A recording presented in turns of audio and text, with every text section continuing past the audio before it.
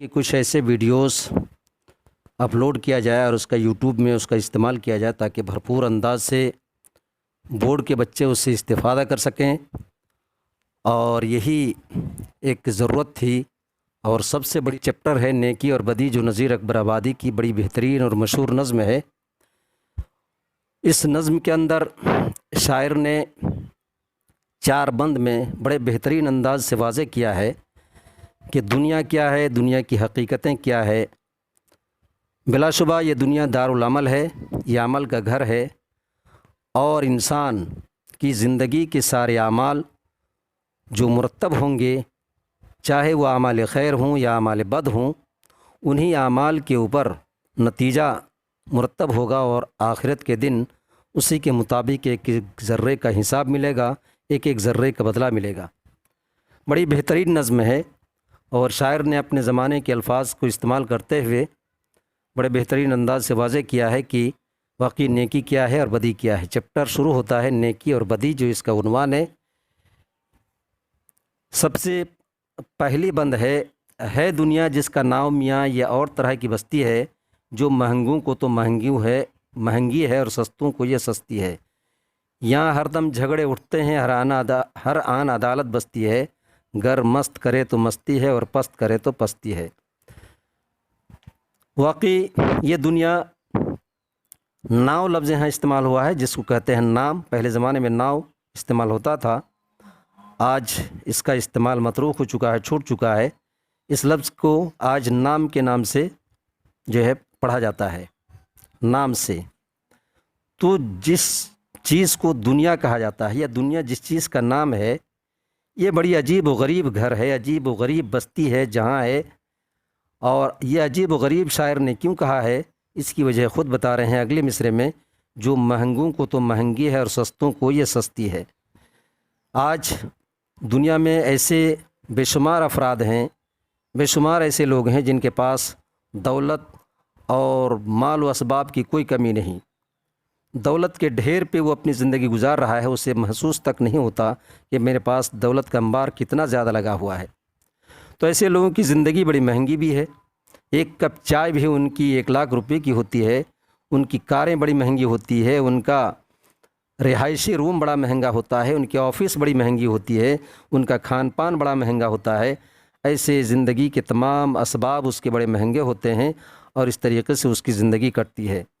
دوسری طرف ایسے لوگ ہیں جو غریب ہیں، مجبور ہیں، لاچار ہیں، 2 وقت کی روٹی ان کے لیے، ان کی زندگی کو، ان کے وجود کو برقرار رکھنے کے لیے کافی ہوا کرتی ہیں۔ ایسے لوگوں کے لیے یہ دنیا بڑی سستی ہے، اور یہ دنیا اس کے لیے کوئی مشکل چیز نہیں محسوس ہوتی ہے۔ وہ 2 وقت کی روٹی نمک سے اور مرچ سے کھا کر وہ راستے میں سو جاتے ہیں، بڑی آرام کی نیند سو جاتے ہیں۔ تو ایسے لوگوں کے لیے یہ دنیا سستی ہے۔ دوسری چیز، دوسرے مصرے کے اندر یہ دنیا کے عجیب و غریب ہونے کی مثال دیتے ہوئے شاعر نے کہا ہے، یہاں ہر دم جھگڑے اٹھتے ہیں، ہر آن عدالت بستی ہے۔ دنیا عجیب و غریب اس معنی میں بھی ہے کہ یہاں ہر وقت، ہر لمحے کچھ نہ کچھ جھگڑے ہوتے ہیں، فسادات اور خونی واردات پیش آتے ہیں، اور ان تمام چیزوں کے نتیجے میں عدالت اور کورٹ کا چکر لگانا پڑتا ہے، ہجوم لگا رہتا ہے لوگوں کا کیس مقدمے کے سلسلے میں، اور سالوں سال، مہینوں مہینوں عدالت کی گردشوں میں لگے رہتے ہیں، عدالت کے چکر میں لگے رہتے ہیں۔ اس طریقے سے بھی کہا جائے تو یہ دنیا بڑی عجیب و غریب ہے، اور شاعر نے اسی بات کو اس مصرے کے اندر واضح کیا ہے۔ گر مست کرے تو مستی ہے اور پست کرے تو پستی ہے۔ اس دنیا میں انسان بڑے شرمسار ہوتے ہیں، حق پرستی کے باوجود، حق اور انصاف پر قائم رہنے کے باوجود ایسے لوگ وقتی طور پر بے عزتی بھی محسوس کرتے ہیں، پستی محسوس کرتے ہیں، اور ایسے لوگ جو بے انصافی اور باطل پر قائم رہنے کے باوجود انہیں دنیا اسی کے ساتھ ہے، اسی کی طرفداری کرتی ہے، وہ لوگ مست ہوتے ہیں، ان کے اندر مستی اور غرور کا نشہ رہتا ہے۔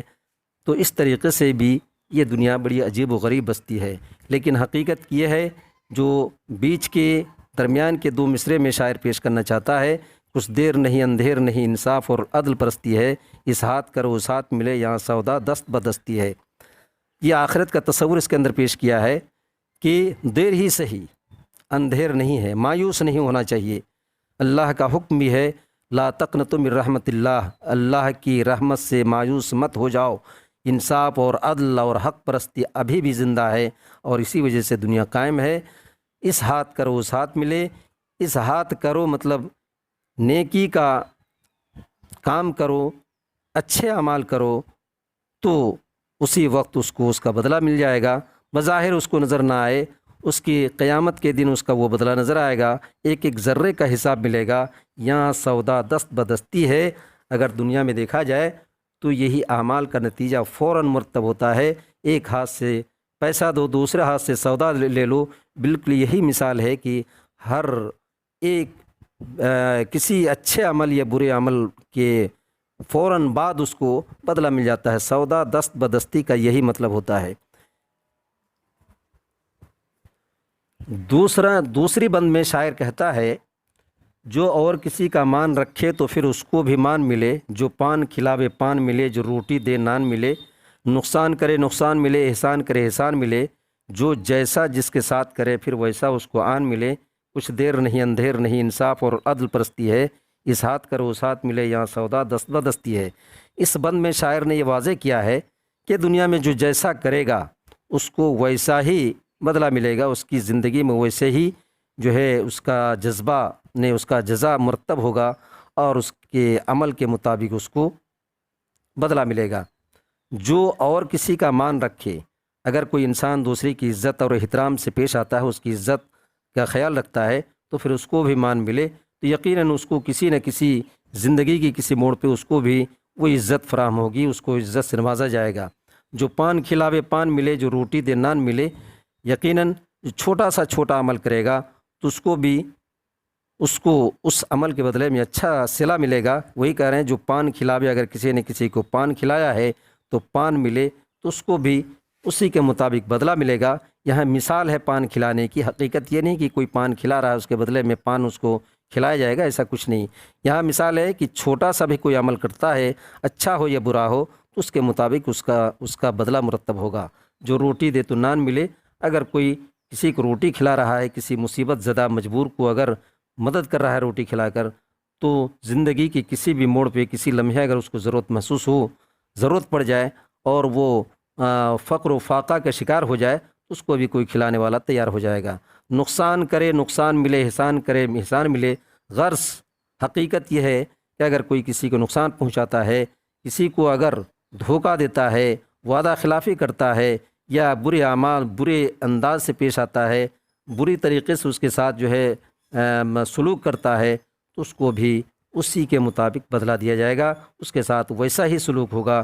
احسان کرے احسان ملے، بھلائی کرنے کے بدلے بھلائی ملے گی، احسان کرنے بدلے احسان ملے گا، نیکی کے بدلے نیکی ملے گی۔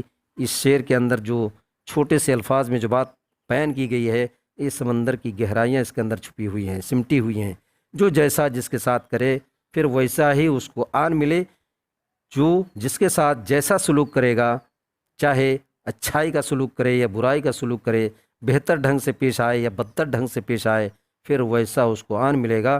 بالکل اسی طریقے سے اس کے ساتھ سلوک کیا جائے گا، ویسے ہی ویوہار اس کے ساتھ کیا جائے گا۔ کچھ دیر نہیں اندھیر نہیں، بلا شبہ دیر نہیں اندھیر نہیں، دیر ہو سکتی ہے یا نہیں بھی ہو سکتی ہے، اندھیر نہیں مطلب مایوسی کی ضرورت نہیں ہے اور انسان کو نا امیدی کی ضرورت نہیں۔ انصاف اور عدل پرستی ہے، حق اور انصاف اور عدل تمام کی تمام زندہ ہے، اس کے مطابق اس کو بدلہ ملے گا۔ اس ہاتھ کرو اس ہاتھ ملے، یہاں سودا دست بدستی ہے۔ ایک ہاتھ میں عمل کرو، دوسرے ہاتھ میں اس کو مل جائے، اور بلا شبہ یہاں ہاتھوں ہاتھ سودا ہوتا ہے، کوئی دیر نہیں ہوتی ہے۔ خدا کی یہاں منکر اور نکیر ہر لمحہ کاندھے پہ بیٹھے ہوئے انسان کے اچھے اور برے اعمال کو وہ تحریری شکل میں لاتے رہتے ہیں اور اسی کے مطابق اس کو اسی وقت بدلہ دے دیا جاتا ہے، اور اس کا نتیجہ یہ قیامت کے دن نظر آئے گا۔ بظاہر یہاں نظر نہ آئے لیکن حقیقتاً اس کو بدلہ دے دیا گیا ہے۔ شکریہ، آج یہیں تک پورا کرتے ہیں، اس کے بعد انشاءاللہ پھر اگلا ویڈیو اگلے ہفتے پیش کیا جائے گا۔